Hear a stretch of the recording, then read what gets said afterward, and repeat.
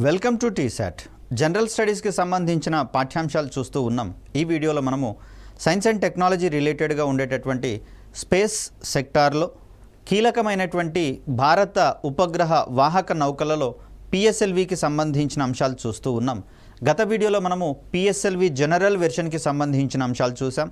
ఇప్పుడు మిగిలిన 4 వేరియంట్లకు సంబంధించినటువంటి అంశాలు గమనించే ప్రయత్నం చేద్దాం. ముఖ్యంగా చూస్తే భారత అంతరిక్ష చరిత్రలో మొట్టమొదటిసారిగా ద్రవ ఇంధనాన్ని వాడుకున్నటువంటి వాహక నౌకలుగా పిఎస్ఎల్వి వాహక నౌకలకు పేరనేది ఉంది. మరి వీటికి సంబంధించినటువంటి మరికొన్ని అంశాలను గమనించే ప్రయత్నం చేద్దాం. ఇక్కడ మనకు సెకండ్ ప్లేస్లో కనిపిస్తున్నటువంటి ఈ వాహక నౌకను మనం పిఎస్ఎల్వి సిఏ కోర్ ఎలోన్గా మనం చెప్తాం. ఇక్కడ మొదటి దశలో ఉన్నటువంటి ఈ మోటార్ ఏదైతే ఉందో ప్రధాన ఇంజిన్ లేదా కోర్ ఇంజిన్గా మనం చెప్తూ ఉన్నాం. మరి ఈ కోర్ ఇంజిన్ చుట్టూతా సహజంగా S9 అనేటటువంటి స్ట్రాప్ ఆన్ మోటార్లు 6 బిగిస్తే జనరల్ వెర్షన్ అనేది ఏర్పాటు అవుతుంది. ఈ 6 S9 స్ట్రాప్ ఆన్ మోటార్లను తొలగించినట్లయితే మనకు ఏర్పడేటటువంటి పిఎస్ఎల్వి రూపాన్ని మనము ఈ కోర్ ఎలోన్గా చెప్పుకుంటూ ఉంటాం. అఫ్కోర్స్ దీంట్లో 6 S9 అంటే ఇక్కడ 54 టన్నుల బరువు అనేది తగ్గుతూ ఉంది. కాబట్టి ఒరిజినల్గా పిఎస్ఎల్వి జనరల్ వెర్షన్ అనేది 295 టన్నుల బరువు ఉంటే మనకి ఇక్కడ పిఎస్ఎల్వి సిఏ అనేటటువంటిది 230 టన్నుల బరువు ఉండేటటువంటి అవకాశం ఉంది. మొత్తంగా 2,30,000 కిలోల బరువైనటువంటి వాహక నౌకగా మనకు పిఎస్ఎల్వి సిఏ అనేది కనిపిస్తుంది. ఇది కూడా మిగిలిన కాన్ఫిగరేషన్స్ అన్నీ సేమ్ ఉంటాయి. అంటే స్ట్రాప్ ఆన్ మోటార్ల సంఖ్యలో తేడా, మొత్తంగా దాని యొక్క బరువు మాత్రమే తేడా ఉంటుంది. దీని సహాయంతో పేలోడ్ సామర్థ్యం అనేది కొంత తగ్గేటందుకు అవకాశం ఉంది. మిగిలినటువంటి డైమెన్షన్స్ అంటే ఎంత ఎత్తు ఉంటుంది, ఎంత డయామీటర్ ఉంటుంది, అదేవిధంగా ఇక్కడ హీట్ షీల్డ్కి సంబంధించి ఉష్ణ కవచానికి సంబంధించినటువంటి స్పెసిఫికేషన్స్ కూడా అంతే ఉండేటటువంటి అవకాశం ఉంది. కాబట్టి ఇక్కడ మనకు కేవలం స్ట్రాప్ ఆన్ మోటార్ల సంఖ్యలోని మార్పుల వల్లనే పిఎస్ఎల్వి యొక్క వేరియంట్స్ అనేవి మనకు కనిపిస్తూ ఉన్నాయి. సో ఇక్కడ మనం చూస్తే పిఎస్ఎల్వి యొక్క పేలోడ్ కెపాసిటీని కనుక మనం గమనిస్తే ఇది 1,110 కిలోల బరువు ఉన్నటువంటి ఉపగ్రహాలను 622 కిలోమీటర్ల హైట్లో ఉండేటటువంటి ఎస్ఎస్పిఓలోకి ప్రయోగించేటటువంటి అవకాశం ఉంది. బరువు విషయానికి వచ్చేసరికల్లా దీన్ని ప్రయోగ సమయంలో బరువు అనేటటువంటి అంశంగా మనం చూస్తాం. అదే ఇంగ్లీష్లో అయితే దీన్ని మనము లిఫ్ట్ ఆఫ్ మాస్గా మనం చెప్తాం. లిఫ్ట్ ఆఫ్ మాస్ అంటే ప్రయోగ సమయంలో దీని యొక్క బరువు.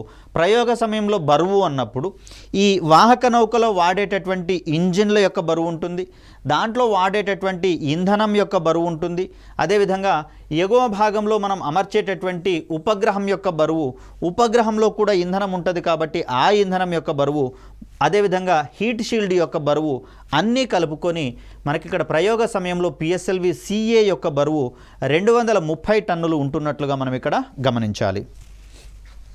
సో మనకి ఇక్కడ పిక్చర్లో కనిపిస్తూ ఉంది. దూరంగా ఉన్నటువంటిదేమో మనకు పిఎస్ఎల్వి యొక్క అసెంబ్లింగ్ యూనిట్గా మనం చెప్తాం. ఇక్కడ అసెంబ్లింగ్ యూనిట్ అంటే ఏంటి అంటే ఫస్ట్ మనకు కోర్ ఇంజిన్ని తీసుకొచ్చి దాన్ని నిలువుగా నిలబెట్టడం అనేది జరుగుతుంది అసెంబ్లింగ్ యూనిట్లో. దీంట్లో అవసరమైనటువంటి రాకెట్ ఇంజిన్స్ని అమర్చిన తర్వాత ఇంధనాన్ని ఫిల్ చేయడం అనేది జరుగుతుంది. దీని తర్వాత ఇరువైపులా స్ట్రాప్ ఆన్ మోటార్లను ఫిట్ చేస్తారు. అఫ్కోర్స్ ఇక్కడ S9 స్ట్రాప్ ఆన్ మోటార్లు లేవు కాబట్టి చిన్న పరిమాణంలో ఉండేటటువంటి స్ట్రాప్ ఆన్ మోటార్లను ఫిట్ చేసి దాంట్లో ఇంధనాన్ని నింపడం జరుగుతుంది. తర్వాత రెండవ దశలో ఉన్నటువంటి రాకెట్ ఇంజిన్ని దాని మీద అమర్చి దీంట్లో ద్రవ ఇంధనాన్ని ఫిల్ చేస్తారు. దానిపైన 3వ దశ ఇంధనాన్ని, 4వ దశ ఇంజిన్ని దాంట్లో ఇంధనాన్ని నింపిన తర్వాత పై భాగంలో ఉపగ్రహాన్ని అమర్చిన తర్వాత ఈ పైభాగంలో ఉష్ణ కవచాన్ని ముందుగానే ఫిట్ చేస్తారు. ఫిట్ చేసినాక ఏర్పడినటువంటి మొత్తం అమరిక ఏదైతే ఉందో దీనిని ఒక ప్రయోగ వేదిక లేదా ప్లాట్ఫామ్ ద్వారా ఒక ట్రాక్ గుండా తీసుకొని పోయి సుదూరంలో ఉండేటటువంటి లాంచింగ్ ప్యాడ్ దగ్గరికి తీసుకొని పోవడం అనేది జరుగుతుంది. అక్కడి నుంచి దీన్ని పైకి ఎగరవేసేటటువంటి ప్రయత్నం చేస్తారు. సో ఇక్కడ పిఎస్ఎల్వి కోర్ ఎలోన్ యొక్క లాంచ్ హిస్టరీని కనుక మనం గమనిస్తే దీని ద్వారా జరిగినటువంటి మొత్తం ప్రయోగాలుగా మనకు 17 అనేవి కనిపిస్తూ ఉన్నాయి. సో చివరిసారిగా మనము 2023లో దీనికి సంబంధించినటువంటి ప్రయోగం జరుపుకున్నట్లుగా మనం చూస్తూ ఉన్నాం. మరి వీటికి సంబంధించినటువంటి అంశాలు ఒకసారి గమనించే ప్రయత్నం చేద్దాం. మొదటిసారిగా మనకు పిఎస్ఎల్వి కోర్ ఎలోన్ రూపంలోని ప్రయోగము పిఎస్ఎల్వి C8 రూపంలో నిర్వహించడం అనేది మనం ఇక్కడ చూస్తూ ఉన్నాం. సో ఇక్కడ ఏది కోర్ ఎలోన్ రకానికి చెందిందని కానీ ఏది జనరల్ రకానికి చెందిందని కానీ పర్టిక్యులర్గా అడిగేటటువంటి అవకాశం లేదు. బట్ మొదటిది ఎప్పుడు చివరిది ఎప్పుడు లేదా పిఎస్ఎల్వి జనరల్కి అయితేనేమో మొదటిది ఎప్పుడు చివరిది ఎప్పుడు అనేటటువంటి అంశాలు క్లియర్గా కనిపిస్తూ ఉన్నాయి. కానీ సిఏ వెర్షన్కి వచ్చేసరికల్లా ఇటీవల తాజాగా చివరిసారిగా జరిగిన ప్రయోగం ఏదనేటటువంటి కోణంలో మాత్రమే క్వశ్చన్లో అది కనపడాల్సి ఉంటుంది. సో ఇక్కడ పిఎస్ఎల్వి C8 ద్వారా మనము ఏప్రిల్ 23, 2007న అజిలీ అనేటటువంటి ఇటలీకి సంబంధించినటువంటి ఉపగ్రహాన్ని ప్రయోగించడం జరిగింది. ఇక్కడ ఈ ఉపగ్రహాన్ని మనము లో ఎర్త్ ఆర్బిట్లోకి ప్రయోగించినము. ఇక్కడ కేవలం విదేశీ ఉపగ్రహాన్ని మాత్రమే మనం ప్రయోగించాం కాబట్టి ఇది పూర్తి స్థాయిలో విదేశీ వాణిజ్య ఉపగ్రహ ప్రయోగంగా మనం చెప్తాం. సో దీని తర్వాత పిఎస్ఎల్వి C10 ద్వారా జనవరి 21, 2008లో టెక్సార్ అనేటటువంటి ఇజ్రాయెల్కి సంబంధించినటువంటి ఉపగ్రహాన్ని ప్రయోగించాము. ఇది SSPOలోకి చేర్చడం అనేది జరిగింది.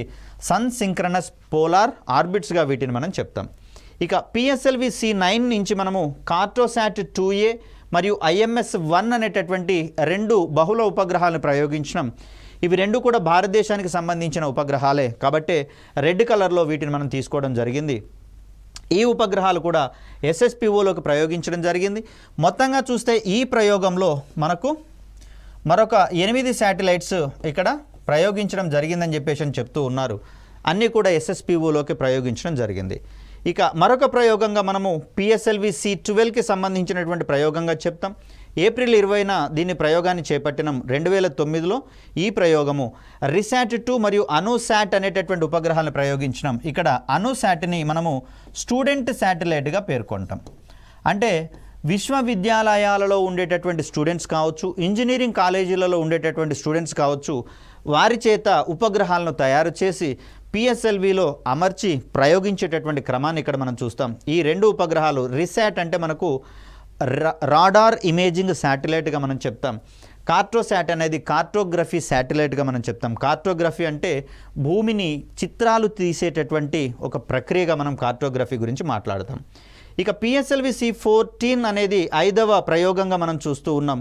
సెప్టెంబర్ 23, 2009న దీని ద్వారా ఓషియన్ శాట్ అంటే ఇది మనకు సముద్ర పరిశీలన ఉపగ్రహంగా మనకు కనిపిస్తూ ఉంది. దీనితో పాటుగా క్యూబ్సాట్ 1, 2, 3, 4 ఉపగ్రహాలు అంటే 4 ఉపగ్రహాలు, రుబిన్సాట్ 9.1, 9.2 అంటే మొత్తంగా 6, 7 ఉపగ్రహాలను పిఎస్ఎల్వి C14 ద్వారా ప్రయోగించడం అనేది మనం చూస్తూ ఉన్నాం. ఇక దీని తర్వాత మనకు మరొక విద్యార్థి ఉపగ్రహము స్టడ్సాట్ అనేది పిఎస్ఎల్వి C15 ద్వారా ప్రయోగించడం జరిగింది. SRM-SAT మరియు జుగ్ను అనేటటువంటి 2 విద్యార్థి ఉపగ్రహాలను పిఎస్ఎల్వి C18 ద్వారా ప్రయోగించడం జరిగింది.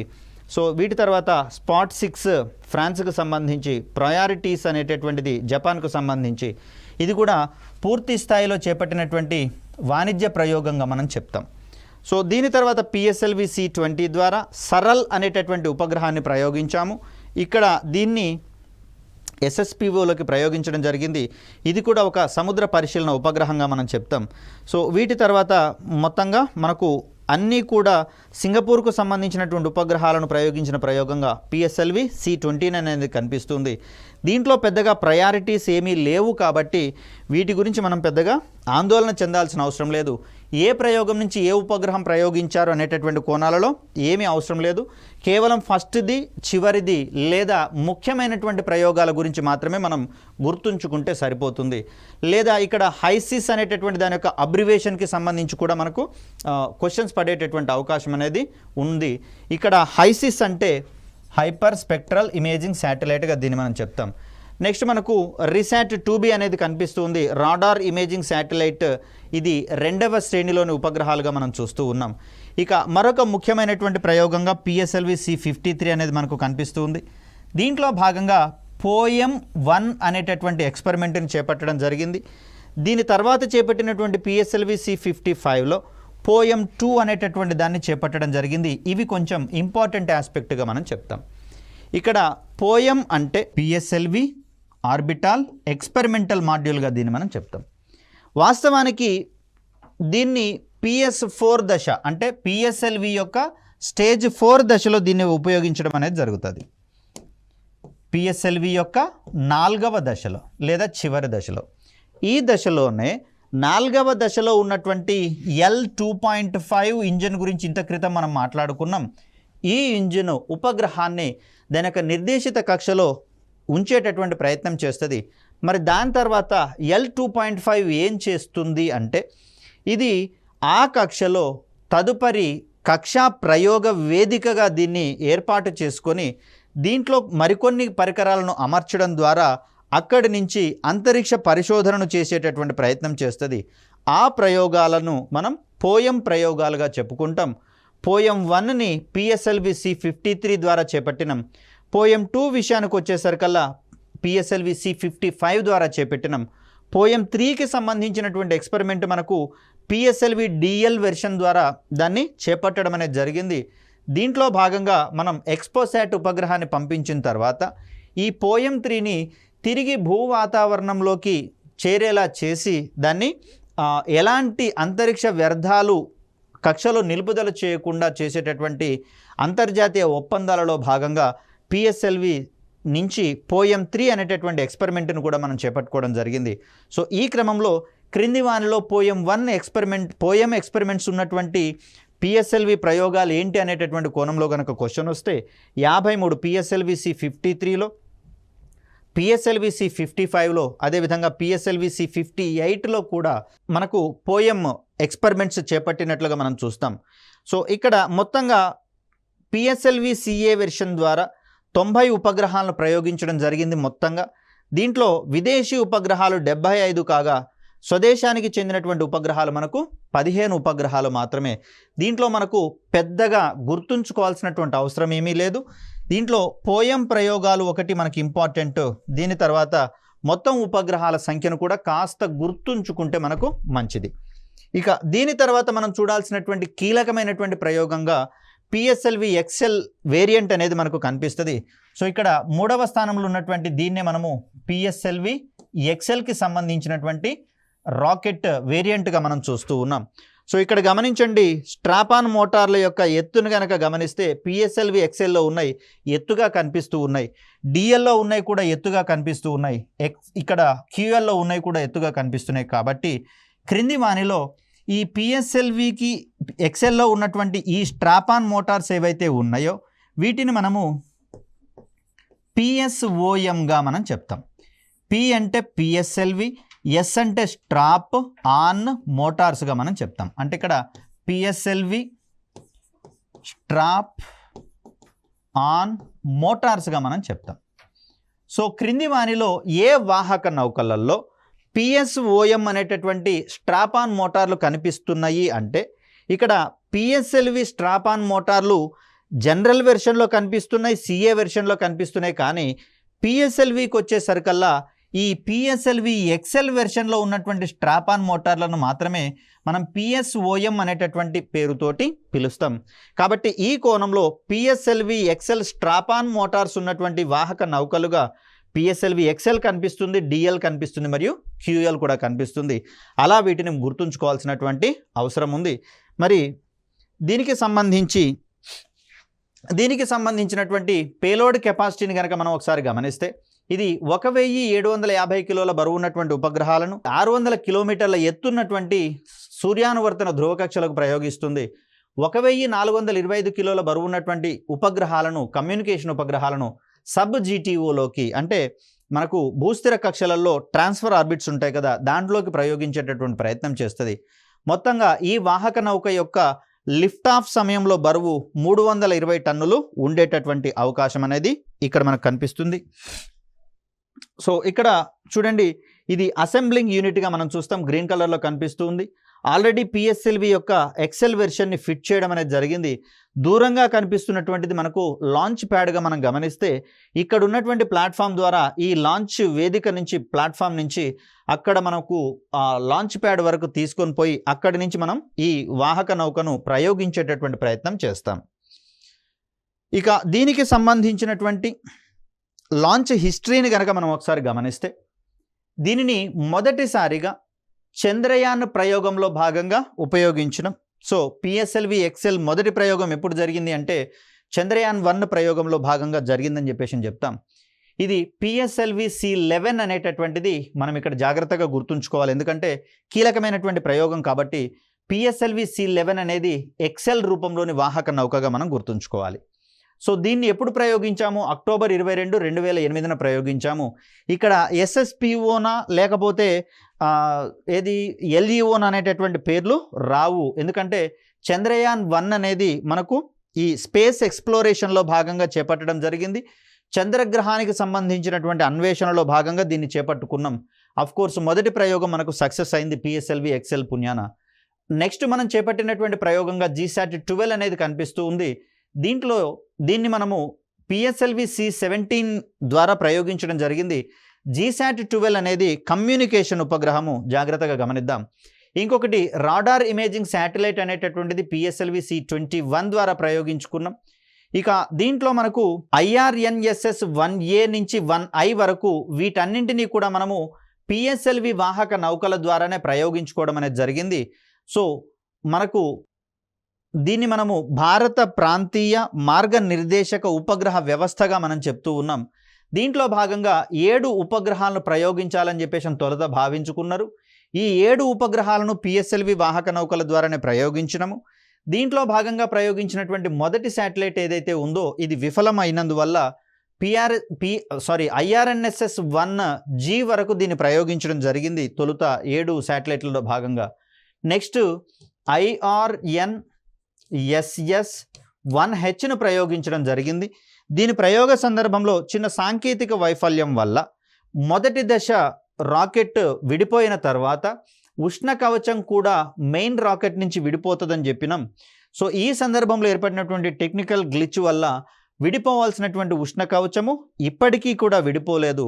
సో ఇప్పటికీ కూడా ఈ IRNSS 1H అనేటటువంటి ఉపగ్రహము ఈ ఉష్ణ కవచం లోపలనే ఉండి భూమి యొక్క కక్షలో పరిభ్రమిస్తున్నట్లుగా తెలుస్తూ ఉంది. సో ఉపగ్రహం అయితే కక్షలోకి చేరింది, కానీ దీని నుంచి ఎలాంటి సర్వీసెస్ అనేది మనకు అందడం లేదు. ఆ సందర్భంలో 1Aని రీప్లేస్ చేసేటందుకు ప్రయోగించినటువంటి ఈ శాటిలైట్ కూడా విఫలమైంది కాబట్టి మరొక శాటిలైట్ IRNSS 1Iని ప్రయోగించినాం. ఇది కూడా పిఎస్ఎల్వి ఎక్సెల్ రూపంలోనే మనం ప్రయోగించడం అనేది జరిగింది.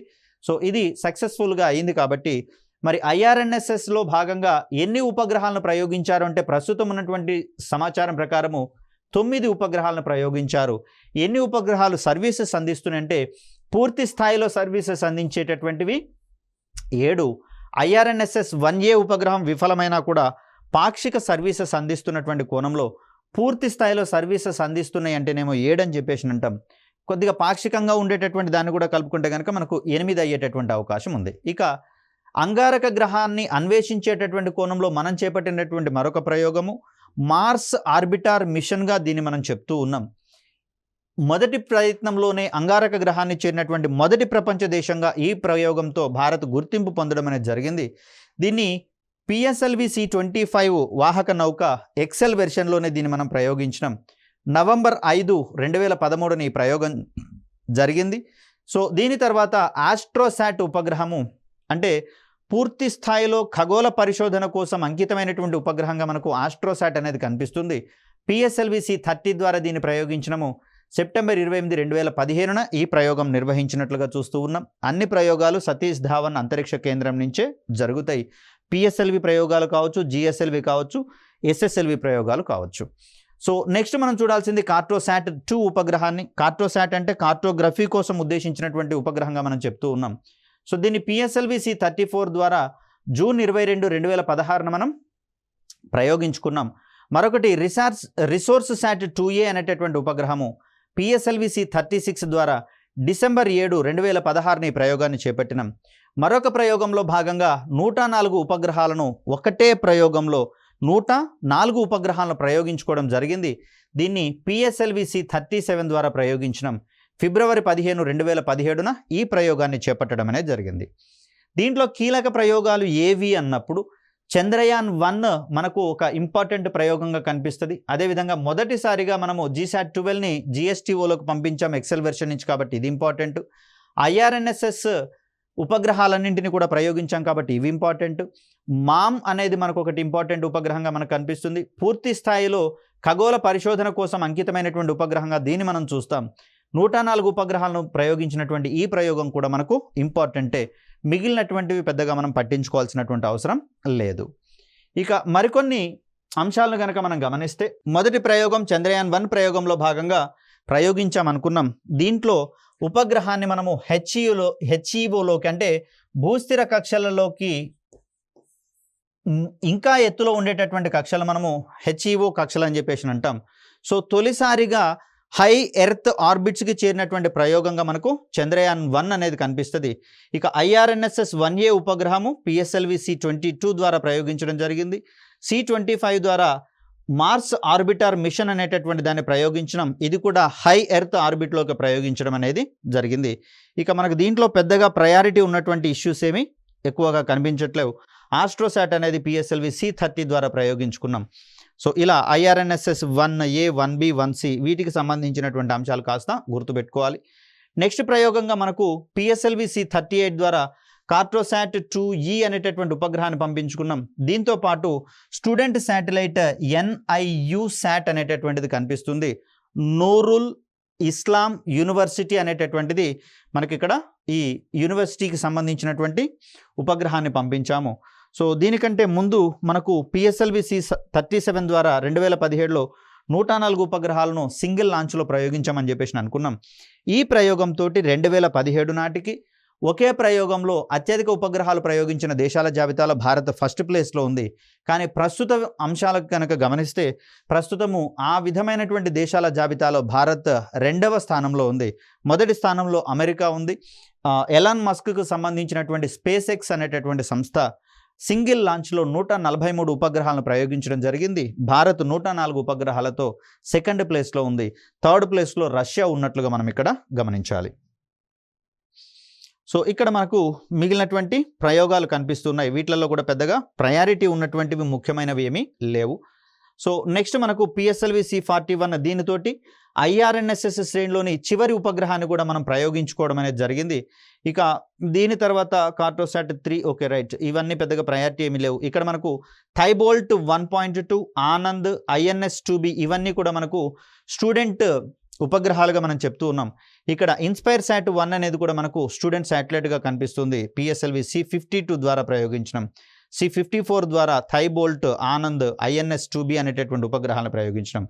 ఇక వెరీ ఇంపార్టెంట్ శాటిలైట్ లాంచ్గా మనకి ఇక్కడ ఆదిత్య L1 ప్రయోగం అనేది కనిపిస్తూ ఉంది.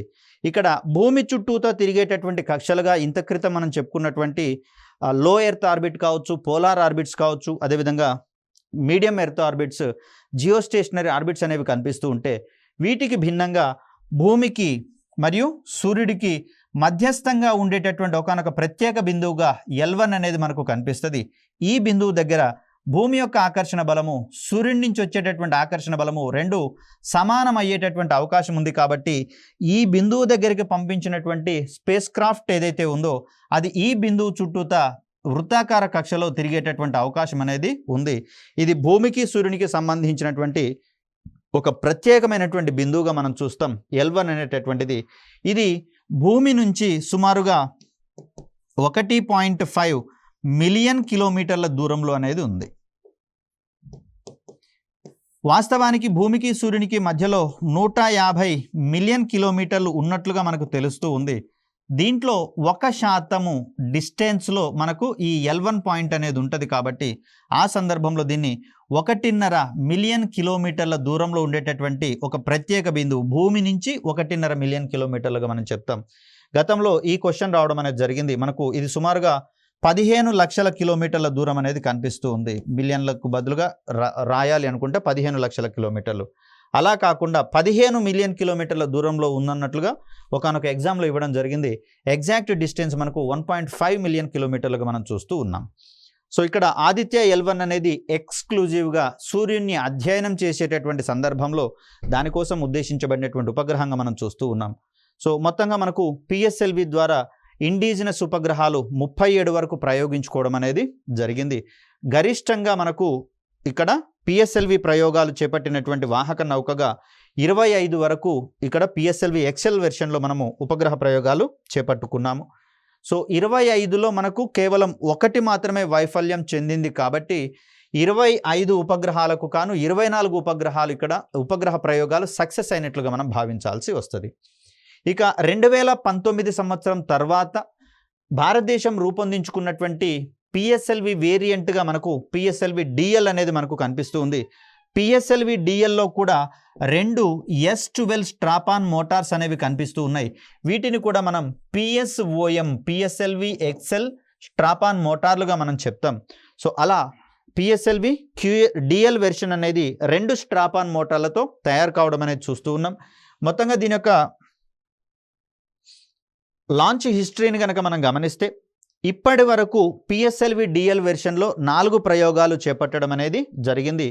సో దీంట్లో భాగంగా మొదటి ప్రయోగం అనేది PSLV C54 ప్రయోగము జనవరి 24, 2019న చేపట్టడం జరిగింది. దీంట్లో భాగంగా మైక్రోసాట్ R అనేటటువంటి ఉపగ్రహాన్ని అదేవిధంగా కలాంశాట్ V2 అనేటటువంటి స్టూడెంట్ శాటిలైట్ని ప్రయోగించడం జరిగింది. ఇక్కడ గత వీడియోలో మనము డిఫెన్స్కి సంబంధించిన అంశాలలో భాగంగా మిషన్ శక్తికి సంబంధించిన ప్రోగ్రాం గురించి మనం మాట్లాడుకున్నాం. అంటే ఎగువ కక్షలలో ప్రయాణిస్తున్నటువంటి సందర్భంలో ఇక్కడ ఉపగ్రహాన్ని ఒక క్షిపణితోటి ఢీకొట్టించేటటువంటి ప్రయోగంలో ఈ ఉపగ్రహాన్నే వాడాము అనేటటువంటి దాన్ని ఇక్కడ మనం గమనించుకోవాలి. దీని తర్వాత PSLV C49 ద్వారా నవంబర్ 7, 2020లో EOS అంటే ఎర్త్ అబ్జర్వేషన్ శాటిలైట్, దీన్నే మనము రిసాట్ 2B-R అనేటటువంటి పేరుతోటి పిలుస్తున్నాం. R2 అనేటటువంటి పేరుతోటి. R వచ్చింది అంటే దాని అర్థము రీప్లేస్ శాటిలైట్ అనేది గుర్తుపెట్టుకోవాలి. అంటే ఆల్రెడీ 2B అనేటటువంటి శాటిలైట్ పంపించడం జరిగింది. దాని యొక్క సర్వీసెస్ని భర్తీ చేసేటటువంటి ఉపగ్రహంగా 2B-R1ని ప్రయోగించడం, దాని తర్వాత 2B-R2ను కూడా ప్రయోగించడం అనేది జరిగింది. మూడవ ప్రయోగం PSLV C51 ఫిబ్రవరి 28, 2021న ప్రయోగించడం జరిగింది. వీటి ద్వారా కూడా మనము 3 స్టూడెంట్ శాటిలైట్లను ప్రయోగించినము. Satish Dhawan sat, unity sat మరియు సింధు నేత్ర అనేటటువంటి పేర్లతోటి. ఇక 4వ ప్రయోగంలో PSLV C58 తాజాగా జరిగినటువంటి చివరి ప్రయోగంగా దీన్ని మనం చూస్తూ ఉన్నాం. జనవరి 1, 2024లో దీన్ని ప్రయోగించడం జరిగింది. ఎక్స్పోసాట్ అనేటటువంటి ఒక భారతీయ ఉపగ్రహంతో పాటుగా POEM-3 అనేటటువంటి ఎక్స్పెరిమెంట్ను కూడా దీంట్లో ఇండక్ట్ చేయడం అనేది జరిగింది. ఇక్కడ ఎక్స్పోసాట్ అనేటటువంటిది ఖగోళ అన్వేషణ కోసం ఎక్స్ కిరణాల సహాయంతో ఎక్స్ కిరణాల ధ్రువణాన్ని ఉపయోగించుకొని అధ్యయనం చేసేటటువంటి ఉపగ్రహంగా మనకు కనిపిస్తూ ఉంది. సో ఇలా మనకు PSLV DLకి సంబంధించినటువంటి 4 ప్రయోగాలు. దీని తర్వాత మనం మాట్లాడుకునేది PSLV QL వెర్షన్కి సంబంధించి. దీంట్లో మనకు 4 స్ట్రాపాన్ మోటార్లు అనేవి కనిపిస్తూ ఉంటాయి. సో ఇవన్నీ కూడా 4 S12 స్ట్రాపాన్ మోటార్లుగా చూస్తాం. వీటినే మనము PSOM స్ట్రాపాన్ మోటార్లుగా కూడా పరిగణిస్తూ ఉన్నాం. కాబట్టి మరి దీనికి సంబంధించినటువంటి లాంచ్ హిస్టరీ కూడా ఒకసారి గమనిస్తే PSLVకి సంబంధించినటువంటి పూర్తి సమాచారం కంప్లీట్ అవుతుంది. సో దీని ద్వారా మొదటి ప్రయోగము PSLV C45గా మనకు కనిపిస్తూ ఉంది.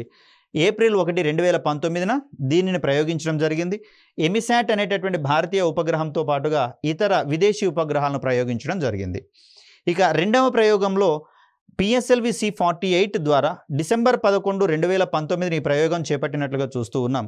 దీంట్లో రిసాట్ 2B-R1 అనేది ప్రయోగించడం జరిగింది. అంతక్రితం ప్రయోగించినటువంటి 2B-Rకి మొదటి రీప్లేస్మెంట్ ఉపగ్రహంగా దీన్ని మనం చూస్తాం. సో ఇక్కడ మిగిలినవి విదేశీ ఉపగ్రహాలుగా మనం చూస్తూ ఉన్నాం. సో మొత్తంగా మనం PSLV QL వెర్షన్లో 39 ఉపగ్రహాలు ప్రయోగించుకుంటే దీంట్లో 2 మాత్రమే స్వదేశీ ఉపగ్రహాలు, మిగిలినవన్నీ విదేశీ ఉపగ్రహాలుగా మనం చూస్తూ ఉన్నాం. ఇలా ప్రస్తుతము PSLV ద్వారా 40కి పైగా దేశాలకు సంబంధించి మొత్తంగా 400కు పైగా ఉపగ్రహాలను ప్రయోగించినటువంటి రికార్డు PSLV చేతిలోకి వచ్చేసింది. తద్వారా ఇక్కడ మొత్తం ప్రయోగాలను కనుక మనం గమనిస్తే PSLV C58 తోటి మనకు ఎన్ని ప్రయోగాలు జరిగినటువంటి కోణంలో ఎన్ని సక్సెస్ అయినటువంటి కోణాలను మనం ఒకసారి గమనించే ప్రయత్నం చేద్దాం. ఓకే, పిఎస్ఎల్వి C58 అనేది తాజాగా జరిగినటువంటి పిఎస్ఎల్వి ప్రయోగము. సో దీంట్లో కోడ్ నేమ్ నెంబర్ 58 కనిపిస్తుంది కాబట్టి ఇప్పటి వరకు 58 ప్రయోగాలు జరిగినట్లుగా మనం అనుకుందాం. ఫస్ట్ దీనికంటే ముందు 3 అభివృద్ధి ప్రయోగాలు జరిగినాయి కాబట్టి ఈ కోణంలో జరిగినటువంటి మొత్తం ప్రయోగాలు 61 అనుకుంటాము. కానీ దీంట్లోంచి 1ని సబ్ట్రాక్షన్ చేయాలి. ఎన్ని ప్రయోగాలు జరిగినా దాంట్లోంచి 1 సబ్ట్రాక్షన్ చేయాల్సిందే, అప్పుడే పూర్తి ప్రయోగాలు వస్తాయి. సో ఈ సందర్భంలో మనకు ఇప్పటి వరకు జరిగినటువంటి పిఎస్ఎల్వి ఎక్స్పెరిమెంట్స్ మొత్తం ఎన్ని అంటే 60 అనే సమాధానాన్ని చెప్తాం. అదేంటి సార్ 58కి 3 కలిపారు 61 వచ్చింది, మరి 1 ఎందుకు తీసేయాల్సి వచ్చింది అంటే ఇప్పటి వరకు జరిగినటువంటి ప్రయోగాలలో పిఎస్ఎల్వి C13 అనేటటువంటి ప్రయోగాన్ని ఇప్పటి వరకు ప్రయోగించలేదు. ఆ సందర్భంలో పిఎస్ఎల్వి C13 అనేటటువంటి ప్రయోగం జరగలేదు కాబట్టి మరి వరుస ప్రయోగాలలో భాగంగా 61 వరకు వచ్చాం, కానీ 13 స్కిప్ అయింది కాబట్టి దీన్ని మనం సబ్ట్రాక్షన్ చేస్తూ ఉన్నాం. అలా పిఎస్ఎల్వి వెర్షన్లో జరిగినటువంటి మొత్తం ప్రయోగాలు 60. మరి దీంట్లో సక్సెస్ అయినటువంటి ప్రయోగాలు ఎన్ని అనుకున్నప్పుడు మనకు పిఎస్ఎల్వి D1 ప్రయోగం విఫలమైంది కాబట్టి ఇక్కడ మనం 1 సబ్ట్రాక్షన్ చేయాలి. అదేవిధంగా IRNSS 1G ప్రయోగం తర్వాత 1H అనేటటువంటి ఎక్స్పెరిమెంట్ ఫెయిల్ అయింది కాబట్టి దీన్ని కూడా తీసేస్తే మొత్తంగా 2 ఉపగ్రహ ప్రయోగాలు విఫలమయ్యాయి కాబట్టి 60లోంచి 2 సబ్ట్రాక్షన్ చేస్తే మనకు 58 సక్సెస్ఫుల్ ప్రయోగాలుగా మనం ఇక్కడ చెప్తాం. కోర్స్ పిఎస్ఎల్వి C1 అనేది పాక్షికంగా విజయవంతమైంది కాబట్టి దాన్ని కూడా సక్సెస్ రేట్లోకి తీసుకొని వచ్చినాం. అలా మొత్తం 60 ప్రయోగాలలో గాను 58 ప్రయోగాలు విజయవంతం కావడం జరిగింది కాబట్టి అత్యధిక సక్సెస్ రేట్ ఉన్నటువంటి ప్రయోగాలుగా మనకు పిఎస్ఎల్వి కనిపిస్తూ ఉంది. దీంతో పాటుగా మరొక కీలకమైనటువంటి అంశం ఏంటంటే 100% సక్సెస్ రేట్ ఉన్నటువంటి పిఎస్ఎల్వి రకాల గురించి మాట్లాడాల్సి వచ్చినప్పుడు పిఎస్ఎల్వి జనరల్ వెర్షన్లో ఒక ప్రయోగం విఫలమైంది కాబట్టి అది 100% సక్సెస్ రేట్ లేదు. అదేవిధంగా పిఎస్ఎల్వి కోర్ ఎలోన్ వెర్షన్లో ఫెయిల్యూర్స్ లేవు కాబట్టి 100% సక్సెస్ రేట్ అనేది ఇక్కడ కనిపిస్తుంది. పిఎస్ఎల్వి DL వెర్షన్లో కూడా ఫెయిల్యూర్స్ లేవు కాబట్టి 100% సక్సెస్ రేటు, QL వెర్షన్లో కూడా ఫెయిల్యూర్స్ లేవు కాబట్టి 100% సక్సెస్ రేట్ అనేవి చూపించినటువంటి పిఎస్ఎల్వి వేరియంట్స్గా వీటిని మనం పేర్కొంటాం. సో ఇక్కడ పిఎస్ఎల్వి ప్రయోగాల తర్వాత మనము రాబోయేటటువంటి వీడియోల్లో GSLV మరియు SSLVకి సంబంధించినటువంటి ప్రయోగాల గురించి తెలుసుకునే ప్రయత్నం చేద్దాం. వీటి తర్వాత మనము కీలకమైనటువంటి ఉపగ్రహ వ్యవస్థల గురించి మాట్లాడుకోవాల్సి వస్తుంది. వాటికి సంబంధించినటువంటి అంశాలను రాబోయే వీడియోలో తెలుసుకునే ప్రయత్నం చేద్దాం. అప్పటి వరకు సెలవు. ధన్యవాదాలు.